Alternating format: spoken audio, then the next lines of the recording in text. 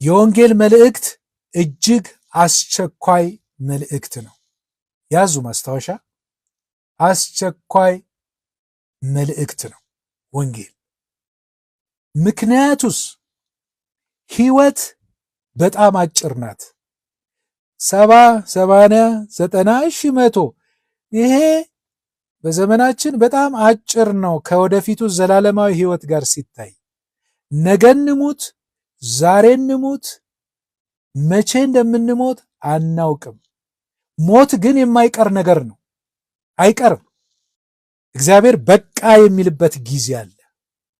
ስለዚህ በዚህ ምድር ላይ ስንኖር እና ሰዎች በኢየሱስ ክርስቶስ ለምን አታምኑም ሲባሉ ብዙ የሚያቀርቡት ምክንያት አለ። በኢየሱስ ክርስቶስ ማመን የፕሮቴስታንት የጴንጤ ጉዳይ ይመስላቸዋል፣ ጴንጤ መሆን ይመስላቸዋል። ስለዚህ እኔ ጴንጤ አልሆንም ይላሉ። አንዳንዶቹ ደግሞ እኔ በኢየሱስ ክርስቶስ ብቻ አምኜ በወንጌል ብቻ አምኜ የምኖር ከሆነ ከማህበራዊ ኑሮ እገለላለሁ ይላሉ እና ማህበረ እድሬ ይላሉ። እኔ ብዙ አጋጥሞኛል። ሰው ይርቀኛል፣ ሰው ይሸሸኛል በተከበርኩበት ሀገር ይላሉ እና በዚህ ምክንያት ወንጌልን ሰምተው በክርስቶስ ለማመንና ንስሐ ለመግባት ወደኋላ ይላሉ። ከእግዚአብሔር ክብር ይልቅ የሰዎችን ክብር ስለሚወዱ ማለት ነው። እንደው የሚገርም ነው። ጌታ ኢየሱስ ስለኛ በመስቀል ላይ ሲሰቀልልንና ሲሞትልን ስለኛ አላፈረብንም። ዛሬ ግን ሰዎች በኢየሱስ ክርስቶስ እናፍራለን። በእውነት ነው የምላችሁ። ብዙ ሰዎች አጋጥሞኛል። አያውቁም አይደለም፣ ወንጌልን ሰምተዋል፣ አውቀዋል። ነገር ግን ህይወታቸውን ለሱ ሰጥተው መኖር አይፈልጉም። አንዳንዶቹ ቀባሪ አጣለ ይላሉ። ለመኖር ሳይሆን ለቀብራቸው ያስባል። እና እግዚአብሔር አምላክ ወገኖቻችንን ይርዳቸው። ሰው ምን ይለኛል? በዮሐንስ ወንጌል ምዕራፍ 12 ቁጥር 42 ላይ ሰዎች ሁሉ መሪዎችም የሆኑ ሰዎች አይሁዳውያን ኢየሱስ የእግዚአብሔር ልጅ እንደሆነ እና አመኑ ይላል። አመኑ። ነገር ግን ሰዎችን ስለፈሩ ስለ እርሱ ሊመሰክሩለት አልቻሉም ይላል። ለምንድን ነው ያልቻሉት? ከእግዚአብሔር ክብር ይልቅ የሰዎችን ክብር ስለወደዱ። ትዕቢት ነው። እውነቴን ነው የምላቸው፣ ትዕቢተኝነት ነው። እና ወንጌል ከሁሉ ቅድሚያ ሊሰጠው የሚገባ ጉዳይ ነው። ይሄ እንግዲህ ለሚያምኑ ሰዎች ነው። ለሰባኪዎችም ደግሞ እድል ነው። ዛሬ ነው መስበክ ያለብን ወንጌልን ማለት ነው። ሰዎች የሚድኑበትን እውነተኛውን ወንጌል ጌታ በአሕዛብና በነገስታት ፊት ለሚመሰክርልኝ እኔም በሰማዩ አባቴ ፊት እመሰክርለታለሁ አለ። የሚያፍርብኝ ግን እኔም በአባቴና በመላእክት ፊት አፍርበታለሁ አለ። ወገኖቼ ኢየሱስ አያሳፍርም። ወንጌል አያሳፍርም። ከሁሉ ቅድሚያ ሊሰጠው የሚገባ ነው። ለምንድን ነው ወንጌል የማያሳፍረው? ሐዋርያው ቅዱስ ጳውሎስ በዚህ በሮሜ መልእክት ምዕራፍ 1 ቁጥር 16 እና 17 ላይ ማስታወሻ ያዙ። የተወሰኑ ነጥቦችን እነግራቸዋለሁ። አሁን በወንጌል አላፍርም ብሎ ሲል ጳውሎስ ለምን በወንጌል አያፍርም? በወንጌል አላፍርምና አስቀድሞ ለአይሁዳዊ ደግሞም ለግሪክ ሰው ለሚያምኑ ሁሉ የእግዚአብሔር ኃይል ለማዳን ነውና ይላል። ጻድቅ በእምነት ይኖራል ተብሎ እንደተጻፈ የእግዚአብሔር ጽድቅ ከእምነት ወደ እምነት በእርሱ ይገለጣልና ይላል። እግዚአብሔር ይመስገን። በጣም ይሄ ክፍል ይቺ ሁለቷ ቁጥር አሁን ያነበብኩላችሁ የጠቅላላው የሮሜ መልእክት ዋና ኃይለ ቃል ነው። ባለፈው እንደነገርኳችሁ የዚህ የሐዋርያው ጳውሎስ ወንጌል መልእክቱ የሮሜ መልእክት ቴሲስ ስቴትመንት ነው፣ ዋና ሐሳብ ነው። በዚህ ላይ የተወሰኑ ነገሮችን እነግራችሁና ዛሬ ትምህርታችንን በዚሁ እናጠቃልላለን።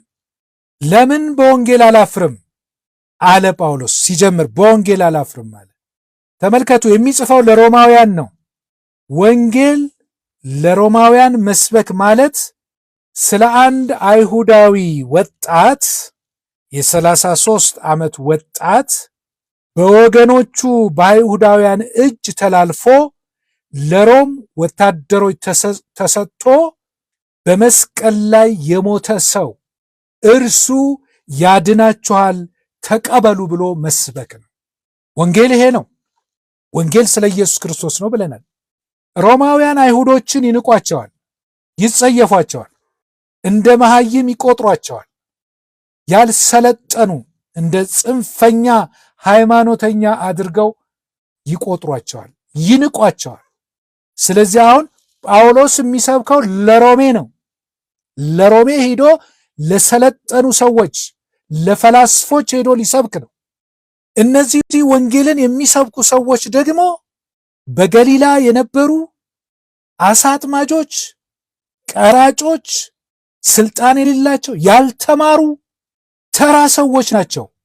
ለነርሱ በፍልስፍናቸው ልክ መልስ መስጠት የማይችሉ ትምህርታቸው ኢየሱስ የእግዚአብሔር ልጅ እንደሆነ አስቀድሞ ለሰጠው ተስፋ እግዚአብሔር አንድ ልጁን ልኮ ሰው እንደሆነ አምላክ ሰው ሆኖ በመስቀል ላይ እንደሞተ እንደተነሳ ይሄንን እውነት ነው የሚናገሩት። ስለ ክርስቶስ ማንነትና ስለ መስቀሉ ነው የሚናገሩት። ስለዚህ እናንተ ሰዎች በዚህ እመኑ ነው የሚሉት። ይህንን አይነት እውነት በሰዎች ፊት መናገር እጅግ ከባድ ነው። ከባድ ነው። በጣም ከባድ ነው። ይሄ ሞቶ የተነሳው ኢየሱስ ክርስቶስ ስለ ኃጢአታችሁ ሞቶ ተነስቶ አርጓል። ተመልሶ ስለሚመጣ ከወዲሁ እንዳይፈረድባችሁ በእርሱ እመኑና የኃጢአት ስርየት ታገኛላችሁ፣ ልጅነትን ተቀበሉ የሚል ስብከት ነው የሚሰብኩት። ሌላ የላቸውም። ይሄ ጥበብ ሰማያዊ ጥበብ ነው። ስለዚህ አሁን በአንደኛ ቆሮንቶስ ምዕራፍ 1 ከቁጥር 18 ጀምሮ እስከ 24 ድረስ ጳውሎስ ለቆሮንቶሶች ስለ ወንጌል ይናገራል። ምን ብሎ? ለአይሁድ ይሄ ማለት ነው የኢየሱስ ክርስቶስ ሞትና ትንሣኤ መነገር፣ እንደ ሰው ሆኖ አምላክ ሰው ሆኖ ሞቶ ተነስቷል፣ በእርሱ አምናችሁ ትድናላችሁ ማለት ለአይሁዳውያን ማሰናከያ ነው። እንዴት አምላክ ሰው ይሆናል ብለው ማለት ነው ተሰናከሉበት። ለአሕዛብ ደግሞ ሞኝነት ነው፣ ሞኝነት ነው። ስለዚህ ጳውሎስ በወንጌል አላፍርም ይላል። እንደዚህ አሕዛብ ቢመለከቱ አይሁዳውያንም እንዲህ ቢሉ እኔ በወንጌል አላፍርም ይላል። ለምን አያፍርም? ወገኖቼ ዛሬም ሰዎች የምታፍሩ ሰዎች ትኖራላችሁ። በሰዎች ፊት መናገር፣ ያመናችሁትን እምነት መመስከር የምታፍሩ ሰዎች ብትኖሩ ወንጌል አያሳፍርም። ጳውሎስ የማያፍርበትን 5 ምክንያቶች እነግራቸዋለሁ። አንደኛ ጳውሎስ በወንጌል የማያፍርበት ምክንያት ወንጌሉ የእግዚአብሔር እንጂ የሰው ስላልሆነ ነው። ወንጌሉ የእግዚአብሔር ነው። በሰው ጥበብ የተፈለሰፈ የሰው አዋጅ፣ የሰው ብልሃት የፈጠረው አይደለም። አምላካዊ አዋጅ ነው። ስለዚህ በወንጌል አላፍርም አለ። ለእግዚአብሔር ወንጌል ተለየ ይላል። ወንጌሉ የእግዚአብሔር ነው። ሰማያዊ አዋጅ ነው። አስቀድሞ እግዚአብሔር የወሰነው፣ ዓለም ሳይፈጠር በፊት የወሰነው የእግዚአብሔር መለኮታዊ ዕቅድ የተፈጸመበት ነው ወንጌል። ስለዚህ እግዚአብሔርን የሚፈራ እግዚአብሔርን የሚያምን ሰው በወንጌል አያፍርም። እግዚአብሔር ይመስገን። ሁለተኛ ጳውሎስ የማያፍርበት ምክንያት ማለት ነው የእግዚአብሔር የማዳን ኃይሉና ጥበቡ የተገለጠበት ስለሆነ ነው። በአንደኛ ቆሮንቶስ ምዕራፍ 1 ቁጥር 24 ላይ እና እዚሁ ሮሜ ምዕራፍ 1 ቁጥር 16 ላይ የእግዚአብሔር ኃይል ለማዳን ነውና ይላል። እግዚአብሔር ዓለማትን ለመፍጠር በቃሉ ሰማያትንና ምድርን ፈጥሯል። በቃሉ ኃይሉን፣ ጥበቡን፣ ክብሩን፣ ክንዱን አሳይቷል። ሰማያትና ምድር በእግዚአብሔር ቃል ተፈጠሩ። እግዚአብሔር ሰዎችን ለማዳን ኃይሉን የገለጠውና ሰውን ሁሉ ከአዳም ጀምሮ እስከ ዳግም ምጽአቱ እስከ ኢየሱስ ክርስቶስ ምጽአት ድረስ ያሉት ሰዎች ይድኑ ዘንድ እግዚአብሔር ሰዎችን ያዳነው በቃሉ ነው። ቃል ሥጋ በመሆን በመሞትና በመነሳት። ስለዚህ የእግዚአብሔር ኃይል የተገለጠበት ነው። የጨለማ ኃይላት ሴራ የፈረሰበት ነው። ሞት የተሻረበት ነው። የገነት በር የተከፈተበት ነው። ሰዎች የእግዚአብሔር ልጆች የሆኑበት ነው። ኃጢአት የተደመሰሰበት ነው። ወገኖቼ የእግዚአብሔር ኃይል የተገለጠው በወንጌል ነው። ወንጌል ያድናል። ስለዚህ ወንጌል አያሳፍርም። የሰው ጥበብ አይደለም። እግዚአብሔር ይመስገን። ሶስተኛ ጳውሎስ በወንጌል አላፍርም የሚለው ሰዎች ከገሃነመ እሳት ፍርድ የሚድኑበት ሌላ መንገድ ስለሌለ ነው። ሌላ መንገድ የለም። የመዳን መንገድ ወገኖች አስተውሉ፣ የምታዳምጡኝ። ሰው የሚድንበት ሌላ መንገድ ቢኖር ኖሮ አምላክ ሰው ሆኖ አይሞትም፣ አይነሳም ነበር። ሰው ራሱን ማዳን የሚችል ቢሆን ኖሮ፣ መላእክት ሰዎችን ማዳን የሚችሉ ቢሆኑ ኖሮ፣ ሰዎች ሰዎችን ማዳን የሚችሉ ቢሆኑ ኖሮ አምላክ ሰው ሆኖ አይሞትም፣ ወንጌል አያስፈልግም ነበር። ሌላ የመዳኛ መንገድ ስለሌለ፣ ሰው ራሱን ማዳን ስላልቻለ እግዚአብሔር ሰዎች የሚድኑበትን መንገድ አዘጋጀ በወንጌል። ሌላ ከገሃነመ እሳት የምንድንበት ከፍርድ የምናመልጥበት መንገድ የለም። ሰዎች ሁሉ ይድኑ ዘንድ ከሰማይ በታች የተሰጠ ሌላ ስም የለም። ስሙም መድኃኒት ነው የተባለው። ኢየሱስ ማለት መድኃኒት ማለት ነው። ከኃጢአት የሚያድን ማለት ነው። የእግዚአብሔር መድኃኒት ማለት ነው። ስለ መዳናችን እግዚአብሔር እናመሰግናለን። ላልዳኑ ወገኖቻችን እናዝናለን። ይህን እውነት ላላወቁ ማርያም አታድንም፣ ገብርኤል አያድንም፣ ሚካኤል አያድንም፣ አርሴማም አታድንም፣ የሰው ስራም አያድንም። መዳን የሚቻለው በወንጌል ነው። ወንጌል የእግዚአብሔር ኃይል ነው። ወንጌል የእግዚአብሔር ጥበብ ነው። ስለዚህ ሰው መዳን የሚችለው በወንጌል ነው። መዳን ማለት ከገሃነመ እሳት ፍርድ መዳን ማለት ነው። መዳን ማለት የዘላለምን ሕይወት ማግኘት ማለት ነው። መዳን ማለት ከኃጢአት ተጠያቂነት ከፍርድ መዳን ማለት ነው። መዳን ማለት የእግዚአብሔርን ልጅነት ማግኘት ማለት ነው። መዳን ማለት ከእግዚአብሔር ጋር ኅብረት ማድረግ ማለት ነው። ወደ ገነት መመለስ ነው። የመንግሥተ ሰማይ ወራሽ መሆን ማለት ነው። ይሄን ያገኘነው በጌታ በኢየሱስ ክርስቶስ ነው። እግዚአብሔር ይመስገን። ፍጡርን አድኑኝ ብሎ ወደ ፍጡር መጸለይ ነው የሚያሳፍረው። የተቀረጸ ምስል ይዞ ለተቀረጸ ምስል ይሄ እግዚአብሔር ነው ብሎ መስገድ ነው የሚያሳፍረው። የሚያሳፍረውን ነገር ትተናል። በእውነት እንደዚህ ዓለም ፈቃድ መመላለስ ያለ ክርስቶስ መሆን ነው የሚያሳፍረው። ያለ ክርስቶስ መሆን ማለት ሞት ነው። ይሄ ነው ወንጌል እንግዲህ። ስለዚህ አናፍርም፣ የዳንበት ስለሆነ አናፍርም። እግዚአብሔር ይመስገን ከእግዚአብሔር ጋር የምንሰራ ስለሆነ። አራተኛ እዚህ ውስጥ ሌላው የምንመለከተው ወንጌል የፍቅር መልእክት ነው። ይሄ ማለት ወንጌል አላፍርም ብሎ ዝም ብሎ መናገር አይደለም።